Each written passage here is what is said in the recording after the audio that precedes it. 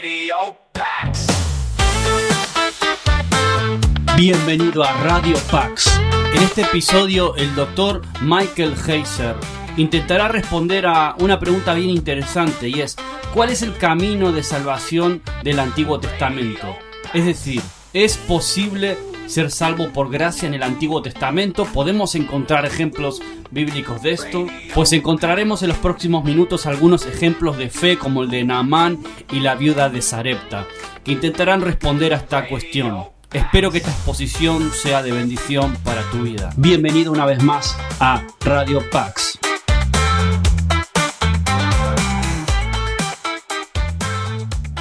Mientras comenzamos, puedes ir al capítulo 4 de Lucas. En última instancia, ahí es donde vamos a comenzar. Pero quiero empezar con dos anécdotas, dos historias, como quieras llamarlas. Y voy a ser honesto.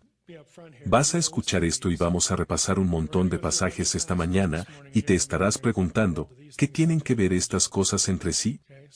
Estoy telegrafiando eso. Y creo que verás cómo van juntos. La mayoría de ustedes saben quién soy. Trabajo en Fight Life, Logos. Soy un erudito bíblico de formación. Y una de las cosas que los eruditos bíblicos hacen todos los años es ir a nuestra versión de un festival nerd. Esas son las reuniones anuales en noviembre para estudios bíblicos, teología, todo ese tipo de cosas. Y un año, creo que probablemente sea hace menos de 10 años. Fui con la intención específica de conocer a alguien. Y este alguien era alguien que conocí en línea. Recibí un correo electrónico un día que decía: tienes que ir a este foro aquí en Internet, porque tu punto de vista sobre el Salmo 82, hay un tipo ahí defendiéndolo, y luego está recibiendo una paliza. La gente está realmente detrás de él. Así que dije, iré a buscar. Así que fui y miré. Y por supuesto, este tipo está tratando de defender lo que creo que obviamente es la forma correcta de ver el pasaje. Así que escribí algo y dije: tranquilícense con este tipo. Lo está haciendo bien, relájense. Y al día siguiente recibí un correo electrónico del tipo que estaba recibiendo la paliza. Y resultó que era profesor en la Universidad Brigham Young. Era un mormón. Y empezamos una correspondencia. Y en el curso de nuestra correspondencia, lo hizo saber. Él dijo: todos los años voy a la reunión anual de la Sociedad Teológica Evangélica. Y yo pregunté, ¿por qué? ¿Qué estás haciendo ahí? Y me dijo: dependemos de ustedes. Porque aquellos de nosotros en la tierra mormona que nos preocupamos por los estudios bíblicos, realmente buscamos a los eruditos evangélicos para producir cosas de las que podamos aprender. Porque no estamos tan metidos en eso, hacemos otras cosas. Y dije, bueno, eso es fascinante. Dije, de hecho este año, este noviembre, voy a leer un artículo que critica la comprensión mormonista del Salmo 82. Porque no estoy de acuerdo con eso. Y él dijo, voy a estar allí. Y efectivamente, vino. Vino, escuchó la plática y tenía buenas cosas que decir, y terminó pidiendo publicarlo. Así que eso solo fue algo interesante. Pero después fuimos a almorzar, y ahí estamos. Conseguimos nuestro almuerzo, vamos a buscar una mesa, nos sentamos.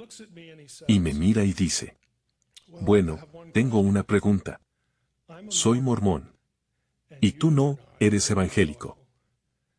¿Me voy al infierno? Buen apetito. Solo una buena manera de comenzar tu almuerzo. Ahora, me imagino que te gustaría escuchar lo que le dije. Vas a tener que esperar. Vas a tener que esperar hasta el final del sermón. Aquí está el número 2. Y estas cosas están relacionadas, aunque no lo parezca en la superficie. Recibí un correo electrónico, esto fue probablemente hace un mes.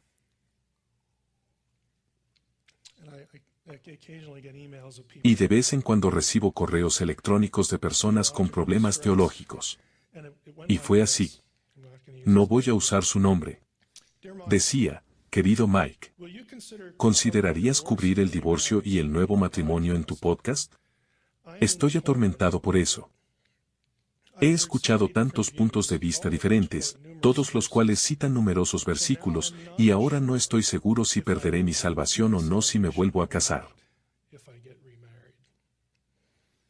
Mi ex esposa solicitó el divorcio, no yo. Nunca lo quise. Mi problema particular es que personas como, y luego insertamos nombres de predicadores famosos. Dirían que si elijo volver a casarme, me convertiré en adúltero, ya que es una relación presente y continua.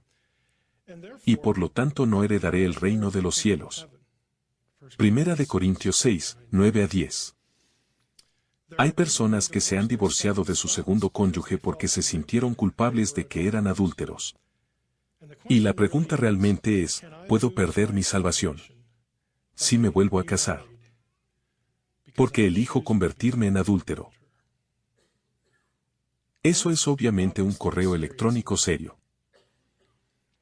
Y no les voy a decir lo que les escribí hasta el final del sermón. Es otra técnica que utilizamos. Ahora, la razón por la que los menciono a ambos es porque la respuesta a ambas preguntas es exactamente la misma. No lo parece, pero confía en mí. La respuesta a ambas preguntas es exactamente la misma. Ahora, comenzamos con la lectura en Segunda de Reyes 5, y regresaremos allí. Pero solo para recapitular la historia muy brevemente y luego pasar a nuestro primer pasaje en Lucas. Y están conectados. Conocemos la historia de Naamán el leproso. Una de las historias de la escuela dominical más familiares que escuchamos de niños, o que les contamos a los niños en la escuela dominical. Una vez más, Naamán es un tipo grande. Es un sirio. Tiene lepra, que es, por supuesto, un problema. Y la esclavita que atiende a su mujer le dice, anda tonto, baja allá a Israel y te sanarás. Y así emprende el viaje. Termina en la casa del profeta. Y si te fijas, el profeta ni siquiera sale a hablar con él. El profeta se queda en la casa y envía a alguien más a la puerta, como si no le importara quién es Naamán. Y la persona le dice a Naamán, pues anda y sumérgete 7 veces en el Jordán y quedarás limpio. Y Naamán tiene un ataque. Él está enfadado. Pero lo convencen de hacerlo. Y así va y se sumerge 7 veces en el Jordán. Y se limpia, está sanado. Y luego vuelve a Eliseo y dice, ahora sé que realmente no hay Dios, ningún Dios verdadero de todos modos, en toda la tierra excepto en Yahweh de Israel. Y trata de darle un regalo a Eliseo, un regalo a cambio. Y Eliseo se rehúsa. Y luego dice, bueno, está bien. Estaría bien si llevo 2 cargas de mulas llenas de tierra de regreso a Siria, porque tengo que irme a casa. Tengo que presentarme a trabajar el lunes. Y explica un poco por qué la quiere. De ahora en adelante, no voy a sacrificar a ningún otro Dios sino a Yahweh de Israel. Pero tengo una pregunta, señor profeta. Parte de mi trabajo es que tengo que ir al templo de Rimón con el rey. Y tenemos la imagen de que el rey es un poco viejo. Tal vez sea un poco débil o lo que sea, pero tiene que ir con el rey. Y él dice, solo quiero saber que si mientras estoy allí, cuando me incline con el rey ante Rimón, quiero saber si eso está bien. Quiero saber lo que Yahweh piensa de eso. ¿Y qué dice Eliseo?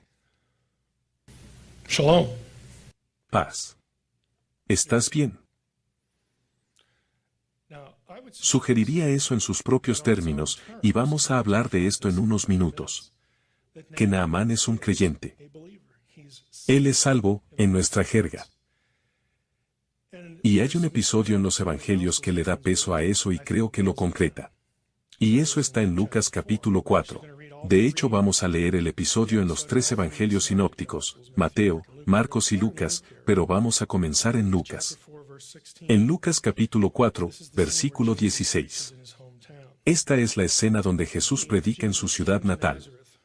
Llegó a Nazaret, donde se había criado, y según su costumbre, entró en la sinagoga el día de reposo, y se levantó a leer. Le dieron el libro del profeta Isaías, y abriendo el libro, halló el lugar donde estaba escrito: El Espíritu del Señor está sobre mí, porque me ha ungido para anunciar el Evangelio a los pobres. Me ha enviado para proclamar libertad a los cautivos, y la recuperación de la vista a los ciegos, para poner en libertad a los oprimidos, para proclamar el año favorable del Señor. Cerrando el libro, lo devolvió al asistente y se sentó, y los ojos de todos en la sinagoga estaban fijos en él. Y comenzó a decirles: Hoy se ha cumplido esta escritura que habéis oído.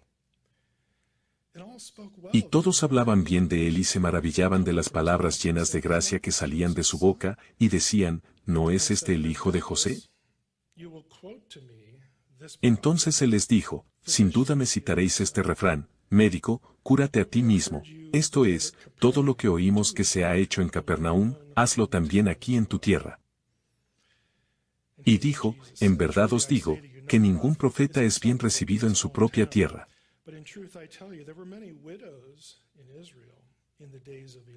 Pero en verdad os digo, muchas viudas había en Israel en los días de Elías, cuando el cielo fue cerrado por 3 años y 6 meses y cuando hubo gran hambre sobre toda la tierra, y sin embargo, a ninguna de ellas fue enviado Elías, sino a una mujer viuda de Sarepta, en la tierra de Sidón.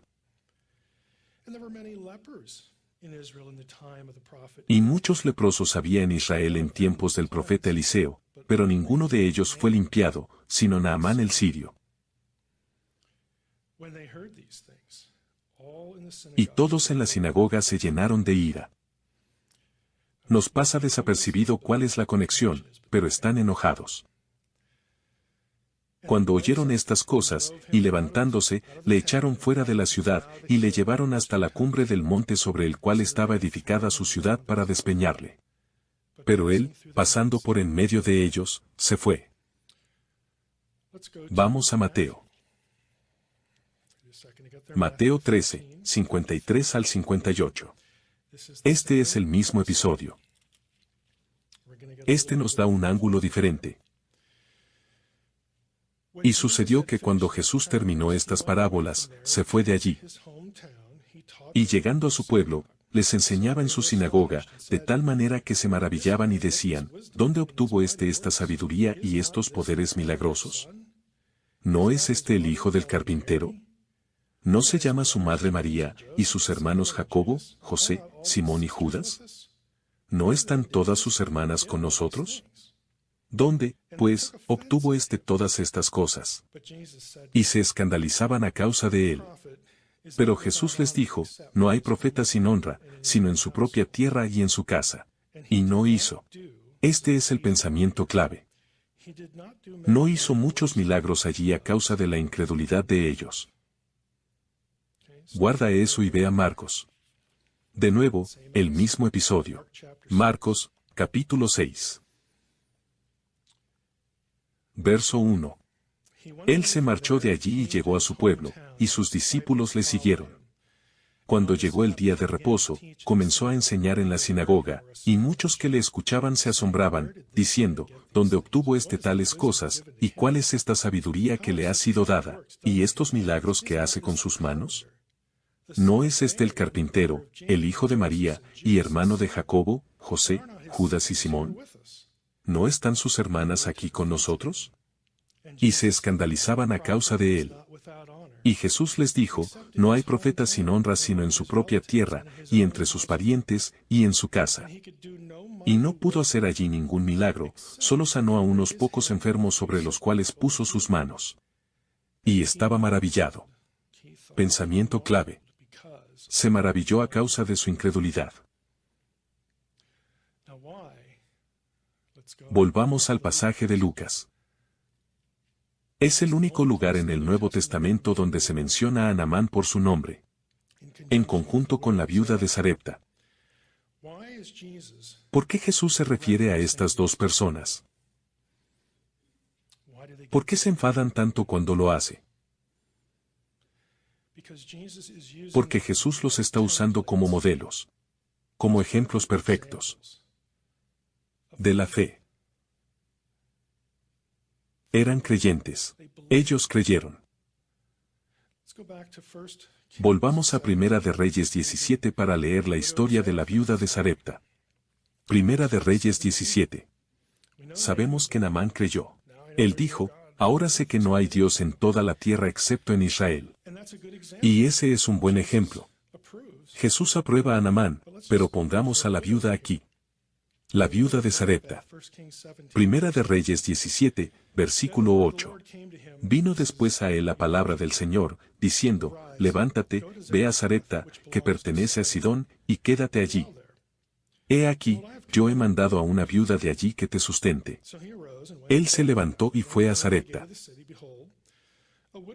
Cuando llegó a la entrada de la ciudad, he aquí, allí estaba una viuda recogiendo leña, y la llamó y le dijo, te ruego que me consigas un poco de agua en un vaso para que yo beba. Cuando ella iba a conseguirla, la llamó y le dijo, te ruego que me traigas también un bocado de pan en tu mano. Pero ella respondió, vive el Señor tu Dios, que no tengo pan, solo tengo un puñado de harina en la tinaja y un poco de aceite en la vasija y estoy recogiendo unos trozos de leña para entrar y prepararlo para mí y para mi hijo, para que comamos y muramos.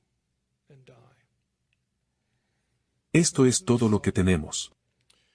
Entonces Elías le dijo, no temas. Ve, haz como has dicho, pero primero hazme una pequeña torta de eso, y tráemela.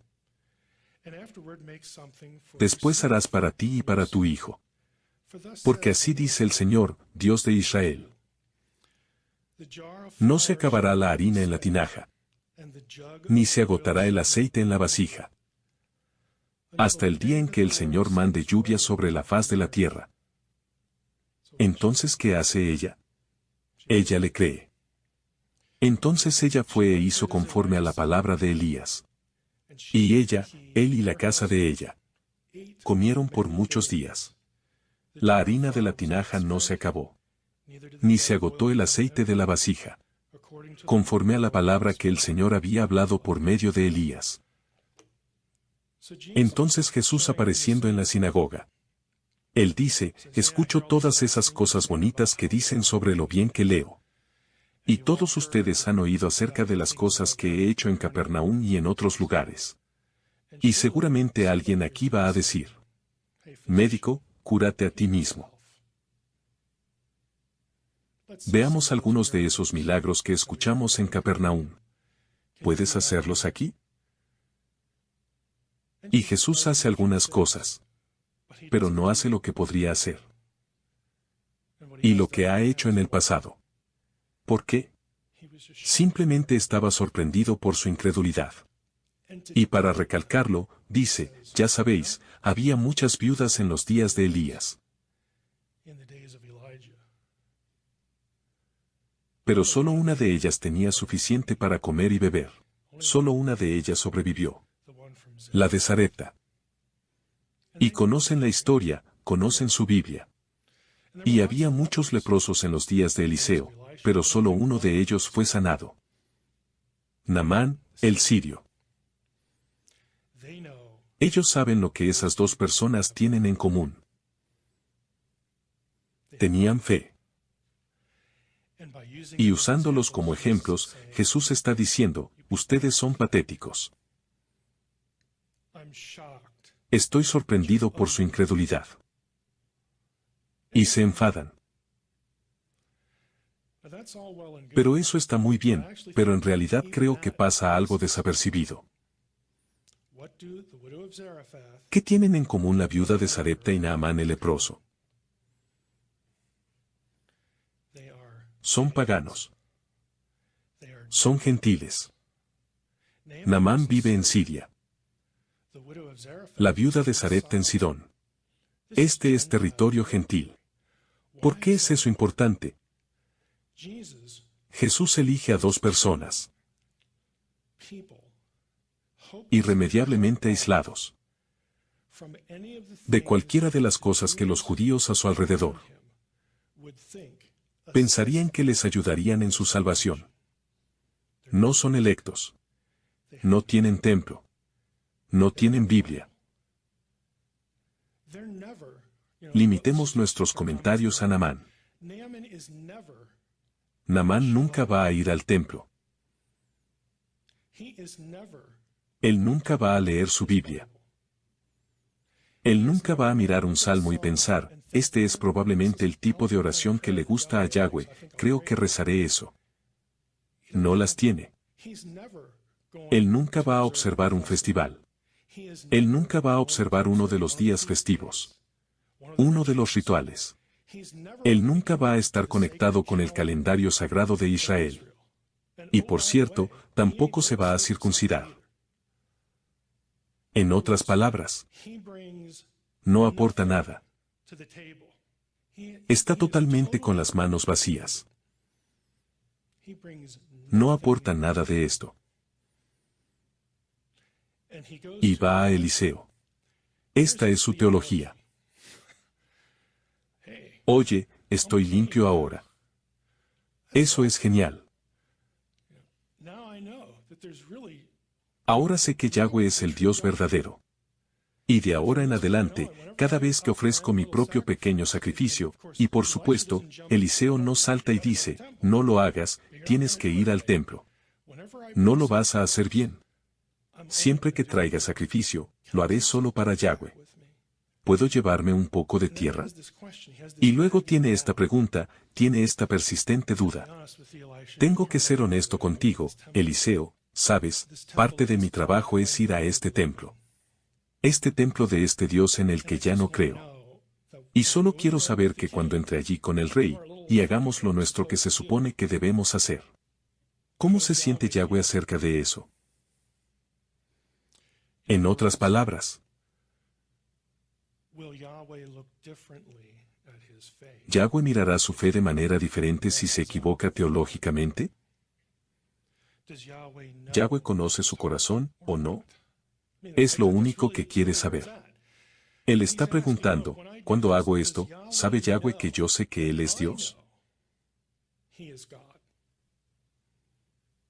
¿Él sabe eso? ¿Sabe que yo creo? Entonces, ¿qué dice Elías? ¿Estás bien? Shalom. Vete a casa. Entonces, ¿cuál es el punto?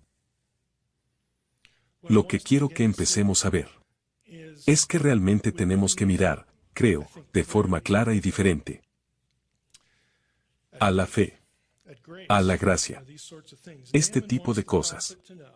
Naamán quiere que el profeta sepa que incluso si se va, y se va con el rey al templo de Rimón, su corazón no ha cambiado. Cree solo en el Dios de Israel. Y quiere saber si Dios lo sabe, ¿Dios me mirará diferente? No tiene teología. Y nunca la tendrá. No tiene nada que aportar a su salvación. Todo lo que tiene es su declaración de creencias, su fe. Eso es todo. Creo que Naamán es en realidad el ejemplo perfecto. Y creo que hay una razón por la que Jesús lo respalda como un ejemplo de fe, y la viuda de Sarepta. Porque ambos son paganos y ambos son gentiles, a diferencia de los judíos que lo rodean en la escena, que pueden decir, somos elegidos. Tenemos el templo, todos estamos circuncidados, somos esto, somos aquello. Estas dos personas no pueden decir nada. Y la implicación es que eso es lo que cuenta. No tienen nada que aportar. No tienen un solo punto de mérito. Ni uno. En absoluto. Toda su relación con el Dios verdadero, con el Dios de Israel, se basa en creer que Él es quien dice ser. Eso es todo. Ahora, se podría decir, los israelitas sabían más, tenían más información. Tenían la ley, eso era realmente importante, y todo ese tipo de cosas. Es cierto. Déjame hacerte una pregunta. Si Dios mira a dos paganos, y Jesús lo aprueba, porque los usa como ejemplo de fe. Si Dios y Jesús miran a dos paganos, y lo único que importa es, ¿de qué lado estás? ¿Quién es tu Dios? ¿En quién crees? ¿En quién confías? Si es lo suficientemente bueno para dos paganos, ¿por qué no lo es para un israelita? Te sugiero que lo es. Ahora, miramos a los judíos. Y los judíos, por supuesto, van a confiar en la Torá. Las obras, calendario, ritual, circuncisión, todas estas cosas. Y sabemos por el Nuevo Testamento que Pablo, cuando habla de la gracia, usa a Abraham, antes de la ley, antes de la circuncisión, está tratando de aclarar el punto, es por fe, la salvación es por fe. No hay nada en eso. No hay una pizca de mérito.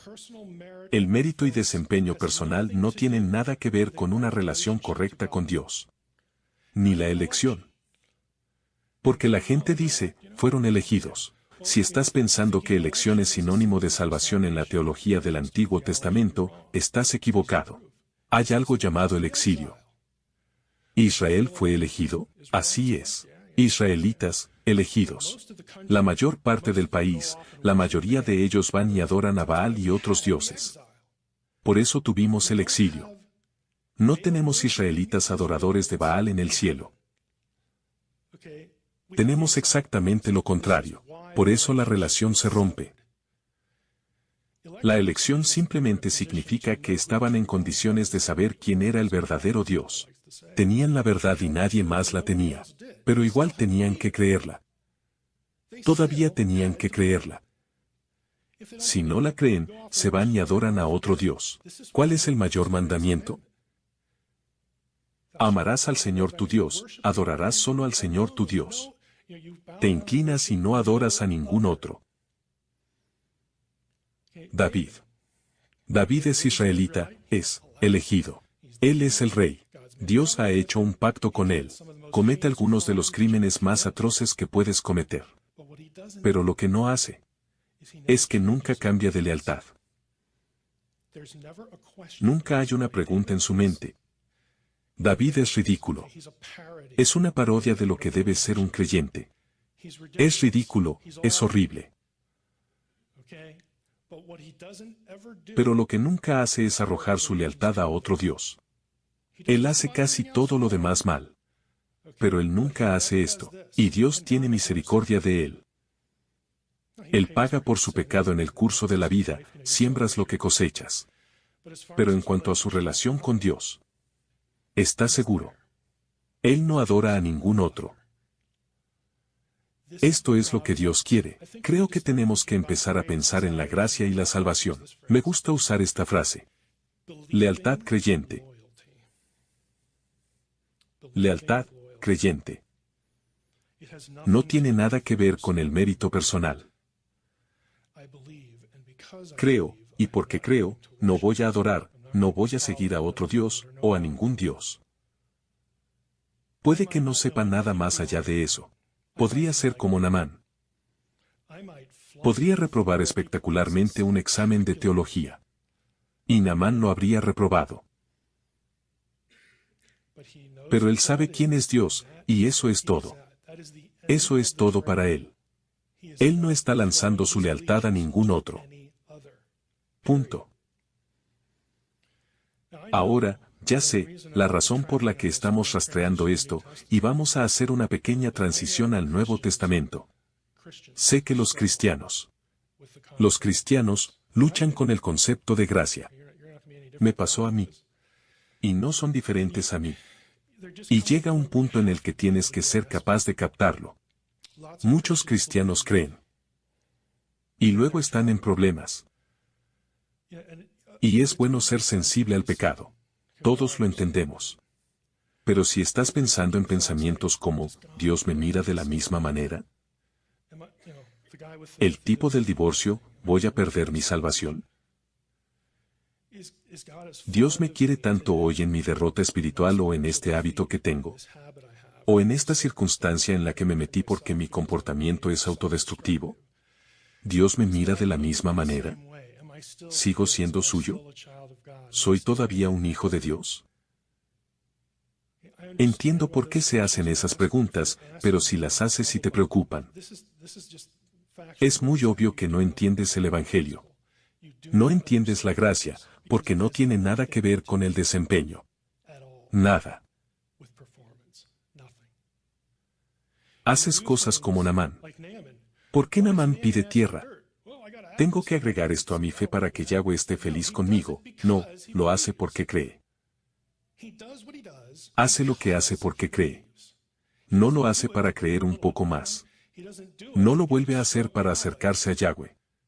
Solo quiere saber, ahora el Señor conoce mi corazón. Tengo este trabajo, tengo que hacer esto, pero cuando lo hago, ¿sabrá él que no puse mi fe en otro? No creo en Rimón. Rimón es un imbécil, lo que sea, no creo en él para nada. Aquí es donde está mi lealtad creyente. ¿Es con él, lo sabe Yahweh? Y Elías dice, sí, él sabe, estás bien. No aporta nada. Cuando me convertí en cristiano cuando era adolescente, tiempo de confesión, habría reprobado un examen de teología. Por extraño que parezca, podrías haberme preguntado acerca de la deidad de Cristo. No habría sabido qué decir.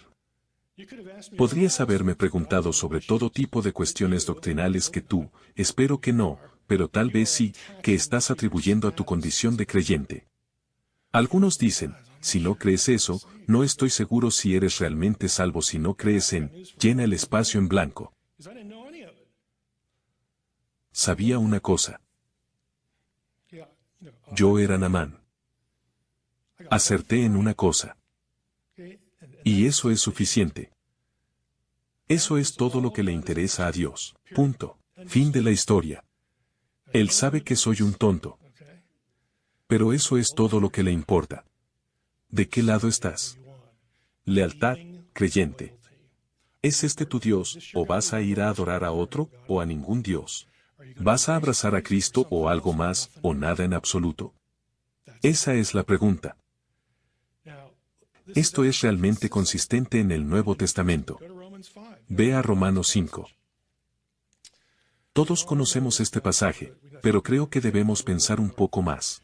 Romanos 5. Vamos a leer los versículos 6 al 8. Romanos 5. Versículos 6 al 8. Porque mientras aún éramos débiles, a su tiempo Cristo murió por los impíos. Porque a duras penas habrá alguien que muera por un justo, aunque tal vez alguno se atreva a morir por el bueno.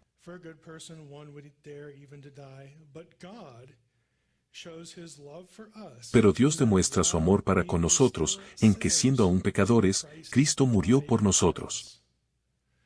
Ahora, fíjate. No solo lo que dice el pasaje, pero observa lo que no dice. Déjame darte algunos ejemplos. No dice, mientras reformábamos nuestra vida. Cristo murió por nosotros. Mientras estábamos corrigiendo nuestra teología. Cristo murió por nosotros. Mientras éramos regulares en la oración. Cristo murió por nosotros. Mientras fuimos fieles en la lectura de las Escrituras, Cristo murió por nosotros. No dice nada de esto. Mientras asistíamos a la iglesia con regularidad. Cristo murió por nosotros. Mientras estábamos teniendo más victorias espirituales que derrotas. Cristo murió por nosotros. Puedes llenar el espacio en blanco, mientras no engañábamos a nuestros cónyuges, Cristo murió por nosotros. Mientras no estábamos haciendo cosas malas X, Y, Z, Cristo murió. No dice nada de eso. De hecho, dice exactamente lo contrario. Un par de paráfrasis. Mientras éramos malvados. Mientras estábamos alienados de Dios porque queríamos vivir de la manera que queríamos vivir. Porque no queríamos que Dios ni nadie más nos dijera que no podíamos tener o hacer lo que queríamos. Entonces Cristo murió por nosotros. Mientras éramos seres humanos despreciables. Cristo murió por nosotros.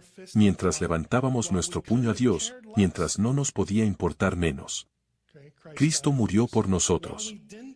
Mientras no creíamos, ni siquiera sabíamos que debíamos creer. Cristo murió por nosotros. Tan pronto como insertes cualquier punto de mérito. en ese pasaje y cualquier punto de mérito en la historia de Naamán. Profanas el Evangelio.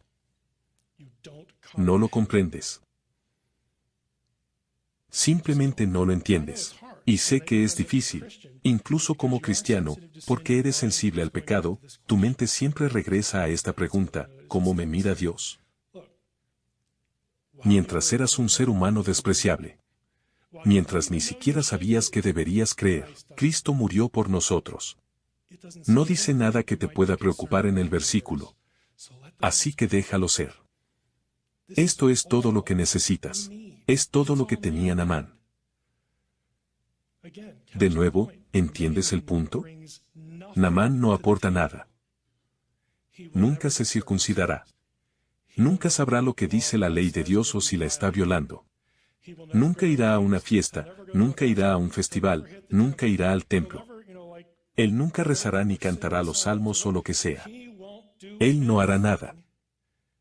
Excepto que él cree que Yahweh es el verdadero Dios. Y cuando ofrezca sacrificios, nadie dice: tienes que usar el sacerdocio para eso. A Eliseo podría haberle importado menos. Porque sabe que a Dios podría haberle importado menos. Porque esa no es la pregunta. La pregunta no es: ¿qué obras hiciste? La pregunta es: ¿de qué lado estás? Y Naamán tenía esa respuesta. Eso es todo lo que tenía. Y así es como tenemos que mirar. No solo en términos de una lección de teología de cómo se salvaba la gente antes de Jesús. No, esto es sobre ti. Esto es sobre nosotros. Comprendiendo lo que es y no es el Evangelio. Ahora, de vuelta en nuestra conferencia académica. Estoy sentado allí con el tenedor en la mano. Y este tipo dice: yo soy mormón y tú no.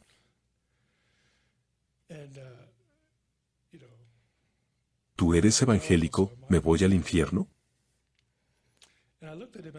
Y lo miré y dije: sabes, voy a responder esa pregunta de la misma manera que la respondería si estuviera mirando a un testigo de Jehová, un católico, un bautista fundamental, un luterano. No me importa, llena el espacio en blanco.